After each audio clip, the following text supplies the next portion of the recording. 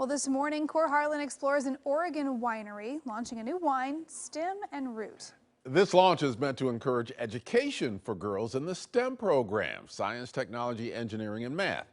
That winery is Fille Wines. I believe that's how you pronounce it. Core Harlan is going to correct my pronunciation if I got that wrong, Core. No. Hey, you're right on the money. I had to do the same thing this morning. I said, do you have a business card?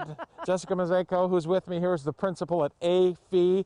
That is a brand of wine. Good pickup, Ken. Good job, Fille. I had to say it about 30 times before I got it.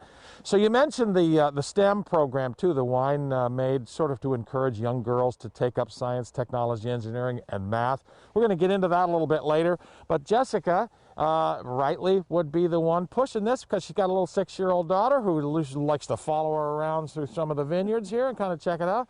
Let's walk up here a little bit into the light here so Carl can kind of see us. And by the way, this is Jessica Mazeko. She is the principal at Fille. It is a brand of wine that you see here, one of the many smaller wineries in Oregon. And we're out here this morning because we're right in the middle of the grape harvest. You have, 8 units of grapes in a couple of different aviaries out in this direction here. How are the grapes coming in? We're not dealing with smoke as much this year as we did last year. What's going on? How are the grapes? Well, luckily, so far this year, the vintage is shaping up to be absolutely beautiful. Really nice, high quality. I'm not seeing any disease pressure, any negative effects, but really just beautiful, beautiful fruit. We're about halfway through, so I've already brought in my sparkling wine, whites, rosés, 2 of my vineyards for Pinot, and I have another 5 coming in today and tomorrow. Oh, the sparklies are my favorite. I like the sparklies. They're always good. Those are delicious anyway. Now, let's talk a little bit about scale and about size, because you produce only about 2,500 cases of wine a year, which is not much really. But you're telling me that is not uncommon for wineries in Oregon. It is not uncommon here in Oregon. So in Oregon, about 75% of our wineries produce 5,000 or fewer cases, which means that you have a lot of small producers that are really focused on high quality boutique production. Now this is in contrast to California, where you've got kind of the big guns of wine there. How does having smaller wineries, I mean, you say it gives you a smaller, more craftable kind of deal.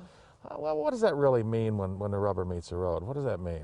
I think that it means that for us, we're trying to produce wines of the highest quality that we possibly can. Everything we do is by hand. We hand harvest all of the grapes. We do everything by hand. Everybody loves that. I don't mean to reach around you, but I'm so darn dark out here. I can't. Oh, wait a minute. Here's some grapes here. Now these things don't come. Can I pull these off? You can pull that off. So this vineyard has already been picked. This has been picked. Oh, well, they missed some here. Right.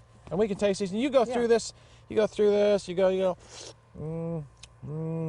How do you tell if they're ready or not? Tastes ready to me. Yeah, so most winemakers will tell you that the single most important decision that they make in the life cycle of a wine is when to pick. And it's part science, which is looking at quantitative numbers like the sugar level, like the acidity, doing a threat assessment to see if there's anything happening in the weather or otherwise that is going to threaten these. Part science? And then the other part, of course, is art, which is knowing your vineyards, knowing the flavor profile that you should be getting, and knowing if you're there or not. That's what I'm kind of doing, the art part of this so far.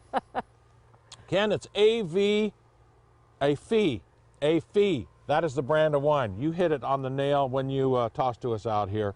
Jessica and I are going to go through here, sample some of these grapes this morning. They're all ready for picking.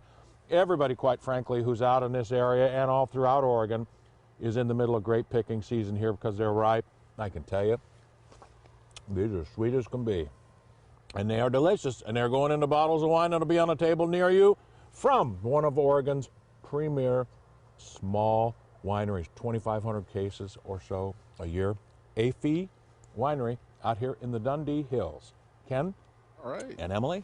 Well, yeah, we talked about this not only in the context of a small producer, but also them helping encourage STEM education for young girls. So how does this wine launch do that? We're going to get into that a little bit. Ken wants to know about the STEM part of that. I mean, we got a segment coming up a little bit later on in the morning to talk about that, but give us 30 seconds on that real quick. Sure. So we have released a wine, a brand new wine called Stem and Root, and the reason is that it raises funds for STEM education through the Girls Inc. program. So it's really Okay. STEM education for girl youth. Love Very it. cool. I love it. I got, as somebody who has a little girl, you have a little Yep. girl, I got little girls too.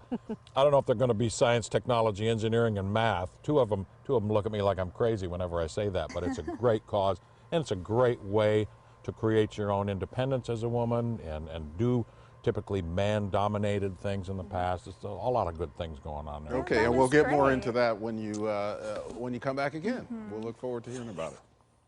All Thanks. right, thanks, Cor. Thanks, Cor. Yeah, Fille does a lot of different charitable causes with some of their wines, so that's very cool. Well, hey, it's Thirsty Thursday coming up on AM Extra today, and not only is it fall harvest season for all of our wineries, it's also fresh hop season and a busy time for our breweries. We're checking in with Hopworks about their new fresh hopped beer and their Oktoberfest release. They got a lot of fun stuff coming out this time of year. That all starts at 7 o'clock on Portland CW. Okay, let's talk weather here this morning, and Kelly